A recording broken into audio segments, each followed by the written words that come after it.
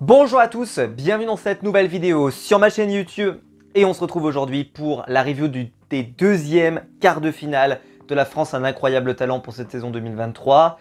C'est le 8e épisode de la saison, donc on a déjà bien avancé. Et alors déjà là on peut dresser le constat, on peut le faire, ça y est, puisque avant on avait les auditions, puis demi-finale, puis finale. Et globalement je trouve que on acceptait des choses, je vous l'ai déjà dit aux auditions, qu'après, à partir des demi-finales, pour moi, qui ne sont pas acceptables. C'est-à-dire qu'il y a des numéros qui sont faits pour être dans les auditions, des numéros marrants, des numéros fun, des numéros cool, etc. Mais à partir du moment où on franchit demi et finale, on arrive normalement avec des soirées où on passe des excellentes soirées parce qu'on se régale, parce qu'on passe des bons moments, etc., etc. Là, je vais être violent, mais c'est pour dire ce que j'en ai pensé, je suis obligé. C'est que pour moi, ça ne vaut pas mieux que les auditions. Ce qu'on voit pour ces quarts de finale. C'est assez violent, je le concède, mais c'est ce que je ressens. Donc je suis obligé de le dire tel quel. Je trouve que ce niveau qu'on observe pour ces quarts de finale, c'est même pas à la hauteur de parfois de ce qu'on a eu dans les auditions.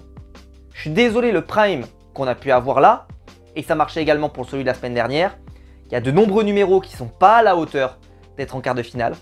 Voilà, enfin, en tout cas de passer les auditions. Tout simplement de passer ce tour des auditions. Comme je l'ai dit, on peut accepter des choses pendant les auditions. Mais on ne peut pas l'accepter à ce niveau-là de la compétition. Ce qui fait que j'ai été extrêmement déçu parce que normalement, à partir de ce moment-là, mes exigences sont plus élevées. J'ai mis mes exigences un peu plus haut. Et là, eh ben, évidemment, ma déception était immense. Elle l'était déjà la semaine dernière.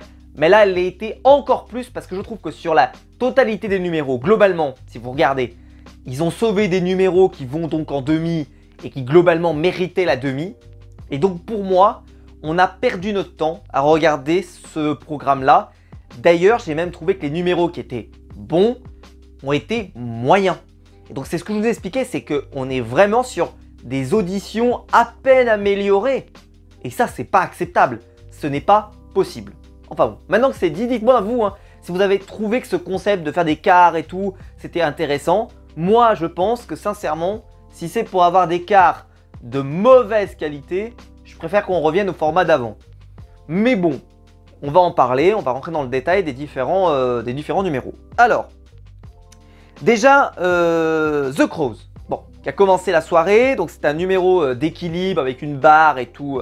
Voilà, il y a une personne qui saute dans tous les sens, etc. Avec une musique assez punchy, cette fois-ci, c'était assez intéressant. Personnellement, c'est pas le numéro qui m'a emballé plus que ça. Je l'ai trouvé sympa ce numéro, je veux dire c'est assez spectaculaire, il y a des sauts assez hauts, etc. etc. Maintenant, c'est assez répétitif, ça m'a pas emballé, ça m'a pas transporté, j'étais pas... comme je l'ai déjà expliqué, souvent il commence par un numéro assez fort. Je comprends pourquoi ils l'ont choisi parce que c'est vrai que ça lançait plutôt bien la soirée, c'était plutôt cool, mais c'était pas incroyable. D'ailleurs, précision, donc le juré, donc la semaine dernière c'était Jérémy Ferrari et cette semaine c'est Michou le juré qui a été, je trouve, très sympa. Moi j'ai bien aimé, cool, toujours bien partant pour faire un peu tout, plutôt à profiter du moment, pas très critique par rapport à Jérémy de la semaine dernière, donc c'est assez différent. Mais j'ai bien aimé, Michou, c'était sympa de le voir dans l'émission. J'ai trouvé que l'alchimie avec le reste du jury avait fonctionné de façon, voilà, c'était très sympa. Le voir même dans l'after avec Juju Fitcat et tout, c'était sympa. Donc franchement, un bon choix de la part de la prod. Ensuite, on a eu Adeline et Madeline qui est une danse homme-fille en fait, avec un homme très âgé, plus âgé et une très très jeune fille, avec une chanson de Stromae et la chanson était extrêmement bien choisie. Pour ma part, j'ai trouvé que ça avait vraiment ajouté une atmosphère à ce numéro qui était vraiment très bien. Maintenant, j'ai bien aimé le numéro, sans non plus être transporté. Comme je l'expliquais tout à l'heure, c'est un peu la critique que je vais faire à la plupart des numéros d'ailleurs. Mais c'était un numéro qui était quand même satisfaisant, ne tombons pas non plus dans voilà, du grand n'importe quoi. C'était un numéro assez bon, j'ai passé quand même un bon moment, donc voilà, mais pas non plus au point de... Voilà. Ensuite, Chantal, la travestie, je sais pas comment on dit, mais travestie qui chante avec sa voix d'opéra. Ouais, bon, c'était sympa aux auditions. Là, j'ai trouvé ça assez moyen. C'était pas super, voilà. Et perso, je me suis dit, ça, c'est un niveau quart de finale, bah, c'est un niveau faible de quart de finale. Mais vu le niveau de la soirée au global, ben voilà, c'était pas... mais j'aurais pas choisi ça, moi, perso. Mais bon, écoutez, ils ont trouvé que c'était à peu près correct, puisque ça va se qualifier pour info. Moi, perso, j'ai pas trouvé que c'était extraordinaire. Je pense pas qu'on va se régaler en finale, ou même en demi, pardon. Je pense qu'on va pas se régaler. Mais bon, écoutez, c'était leur proposition. Alors pour moi, le meilleur numéro de la soirée, celui que peut-être j'aurais pu Golden Buzz, peut-être, c'est Flora et Nico du Duo Ring, voilà. Et j'ai marqué, c'était un magnifique numéro suspendu dans le temps, avec, voilà, ils faisaient des figures dans les airs, avec une ambiance bleutée, apaisante et tout. C'était vraiment magnifique. Moi, j'ai passé un excellent moment à regarder ça. Ça m'a transporté. Je vous expliquais que jusque-là, aucun des numéros ne m'avait transporté. Celui-ci, ça a été le premier. Le premier, vraiment, je me suis dit, ah là, c'est cool. Là, c'est intéressant. Là, il y a un truc sympa, il y a un vrai univers, il y a une vraie proposition, c'est un vrai show, c'est un vrai truc artistique, c'est vraiment cool. Personnellement, en tout cas, moi, je me suis régalé, j'ai passé un excellent moment à regarder ça. Ensuite, le ballet Morane. Alors, c'était donc une troupe de danseurs qui avait fait mais alors un carton aux auditions, avec la reprise d'une choré, enfin sur une chanson de Michael Jackson. Et vous vous en souvenez peut-être si vous avez vu l'émission, mais c'était hyper punchy, hyper dynamique, c'était trop cool. Et là, bah, je trouve qu'ils ont fait moins bien en quart. Ils ont fait moins bien. C'est-à-dire qu'ils auraient proposé ça aux auditions, ça serait passé. Et en quart, ils auraient proposé ce qu'ils avaient fait sur Michael Jackson qui était over the top. Je pense que ça serait passé. C'est pour vous dire que il y a eu un mauvais choix, je pense, parce qu'ils ont misé sur les costumes, ils ont fait un petit côté un peu comédie musicale, etc. Ok, mais je trouve que c'était quand même moins fou que la première fois. C'était pas médiocre, je les ai trouvés très durs. Marianne, par exemple, je l'ai trouvé très dure, puisque je crois qu'elle va buzzer, c'est ça de ma part. C'est ça, elle a buzzé parce qu'elle avait été déçue de la Corée. Je trouve que ça méritait pas le buzz, faut pas déconner. Je rappelle que la synchro n'a pas été buzzée, par exemple, quand même, hein, rappelons les termes. Mais bon, en tout cas, perso, voilà, j'aurais pas buzzé. Mais j'avais préféré la première fois. C'est ce que je leur aurais dit s'ils m'avaient demandé. J'aurais dit, c'était quand même abouti. Mais la première fois, c'était vraiment, vraiment, vraiment excellent. C'était hyper bien. Et là, c'est un peu ça aussi. Quand tu as fait une super bonne impression, tu vois, la première fois. Et que là, tu arrives et que ta deuxième impression, elle est un peu... Ouais, bah tu vois, ta déception est forte, je trouve. Bah, moi, en tout cas, perso, j'étais très déçu. Ensuite, le magicien, donc Ben Emmerich, j'espère que je le prononce correctement. Bah moi j'adore la magie, hein, donc évidemment j'étais très content de voir de la magie et je l'ai trouvé son numéro très impressionnant. Je l'ai trouvé très bon. Franchement, j'adore la magie quand elle est constituée comme ça. Je trouve qu'il nous a à nouveau bien raconté son histoire, il nous a bien transporté dans son univers et tout, c'était très cool. Moi j'aime bien la magie. Malheureusement, de mémoire, hein, j'en suis sûr, ouais, c'est ça, il ne s'est pas qualifié. Donc je suis un peu déçu. Quand on sait que Chantal s'est qualifié, voilà, moi j'aurais préféré que le magicien se qualifie. C'est un magicien amateur, voilà, j'aurais préféré, je pense que... Mais c'est parce que j'adore la magie. Et le numéro de travesti est peut-être moins ma cam, peut-être. Mais là, honnêtement, et en plus, voilà, comme je dis, vocalement, j'étais pas non plus... Voilà, bon, bref, peu importe, même si c'était puissant, etc. Mais j'ai pas été transporté. Ensuite, Dané et Wider, donc pour le acro yoga, c'était très poétique, encore meilleur qu'aux auditions, c'est dire. Eric Antoine était très ému de la prestation. Alors moi, je dois plus avoir de cœur, je vous l'ai déjà dit, mais parce que moi, je ne pleure pas, je ne pleure pas quand il y a une vieille dame qui chante, je ne pleure pas quand je regarde ça, je ne pleure pas, enfin je ne pleure pas, voilà, c'est ça, je n'ai plus de larmes, j'ai tout distribué, ça y est, il n'y a plus rien dans le stock, il n'y a plus rien. Parce que vraiment, moi, je n'ai plus de cœur de toute façon, donc vous le saurez. Mais en tout cas, voilà. Bon, je sais pas, Eric a été très très ému. J'arrivais du mal à véritablement savoir ce qui rendait émouvant dans ce numéro. A été ému un peu de la relation de couple, parce que j'ai compris, etc. Bon, on sait qu'il a eu des petits problèmes sentimentaux, etc. Bon, ok. Mais c'est vrai que là, c'est venu le toucher peut-être dans une zone de son intérieur à lui que on ne comprend pas forcément comprendre. Mais en tout cas, moi perso, non, ça ne m'a pas procuré ça, faut pas déconner. C'était quand même un très bon numéro.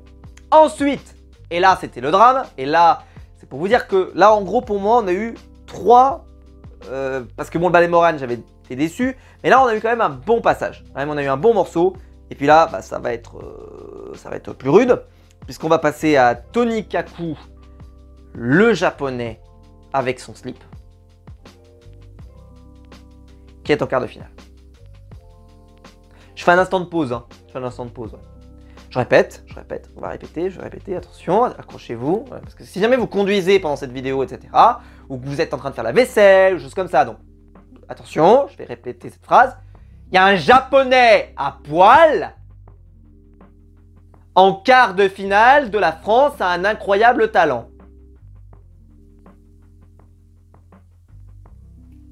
Voilà. C'était nul. C'était nul. Mais c'était déjà nul, déjà, hein, aux auditions. C'était déjà nul. Là, c'était nullissime.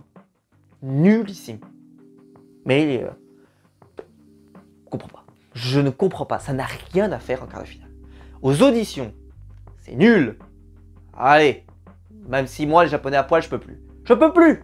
Je peux plus. Faut arrêter la filière, là. Gérald Darmanin, tu veux mettre un texte anti-immigration, etc. Tu peux pas mettre voilà, une petite ligne, rajouter ça, écrire les Japonais à poil qui viennent participer à la France un incroyable talent. Non. Ça, on appellerait l'amendement Maxime, un truc comme ça. Ça pourrait être pas mal, ça. Vous pourriez le faire voter à l'Assemblée. Franchement, si vous voulez, je viens le porter, je viens l'amener. Les Japonais, c'est très précis, attention, c'est précis. Alors là, attention, hein, pour les flux migratoires, attention, je suis très précis. Les Japonais à poil, on précise, d'accord, qui viennent faire la France un incroyable talent. Non, ça c'est précis. Là, je vous dis pas, à la douane, ils vont se régaler. Est-ce que vous êtes... Alors, êtes-vous un Japonais à poil qui veut participer à la France un incroyable talent? Ah bah désolé, on n'accepte pas sur d'autres sols. Non, vous n'êtes pas le bienvenu, désolé. Alors là, c'est pas possible, quoi. Et il arrive, il se passe rien, quoi. Et bon, les gens, voilà, ils se laissent... Enfin bref. Ensuite, un numéro de trapèze. Numéro très bien. Voilà. Évidemment, bonne musique, bon cadrage et tout, assez spectaculaire. C'était très cool. Moi, j'ai passé un excellent moment à le regarder, donc c'était super. Personnellement, en tout cas, j'ai bien aimé. Ensuite, Titos taille. Donc, le numéro avec des sabres en feu. C'est le Golden Buzzer de Michou. J'ai pas été surpris parce que je trouvais que le numéro était plutôt bon. Mais je commençais à m'inquiéter à ce moment-là parce que je savais un peu ce qui arrivait derrière. Je me suis dit, c'est vrai que qu'est-ce qui va buzzer Michou? Parce qu'il Golden Buzzait pas des choses qui pour moi auraient pu être Golden Buzz en disant oui, de toute façon, vous inquiétez pas, vous allez être sauvé par le jury, etc. Un peu comme Jérémy avait fait. Mais là, je commençais à me dire, bon, j'ai trouvé que c'était mérité parce que franchement, le numéro, il déboîtait. Tu vois, il nous a transporté dans son ambiance.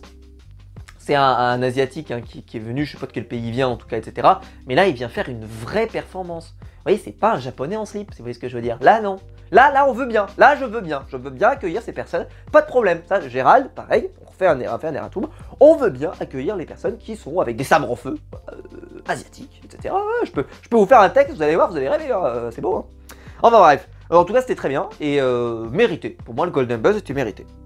Ensuite, Lorenza, donc la chanteuse, qui avait une très très belle voix, il faut le dire.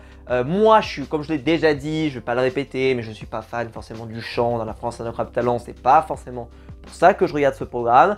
Ceci étant, je trouve qu'elle a très très bien chanté. Je me suis dit, franchement, elle serait tout à fait au niveau pour faire la Star Academy, actuellement, etc. dont je fais les reviews sur la chaîne. Elle est, puis voilà, je trouve qu'il y a un petit côté star qui sort de chez elle. Elle est plutôt cool. Enfin, moi, j'ai bien aimé. Après, est-ce que ça pouvait aller plus loin? Bah voilà, ça n'a pas été le cas. C'est pas ce qui est ressorti du classement. Mais j'ai trouvé qu'elle avait fait une jolie prestation. Donc on a appris d'ailleurs qu'elle était apparue dans un live de Michou.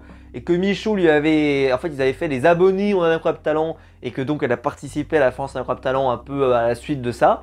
Donc c'était marrant. Et c'est vrai que ça m'a fait peur parce que je me suis dit, tiens, est-ce qu'il aurait voulu la Golden Buzz, tu vois, un peu machin? Bah non, le Golden Buzz était déjà passé. Donc il n'y avait pas de favoritisme, tu vois, possible.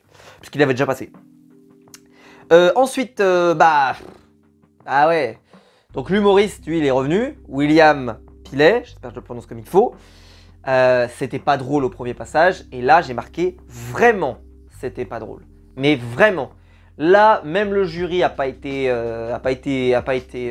pris par l'histoire. Déjà, pour moi, au premier passage, c'était pas drôle. Mais je l'ai déjà dit. L'humour, c'est subjectif.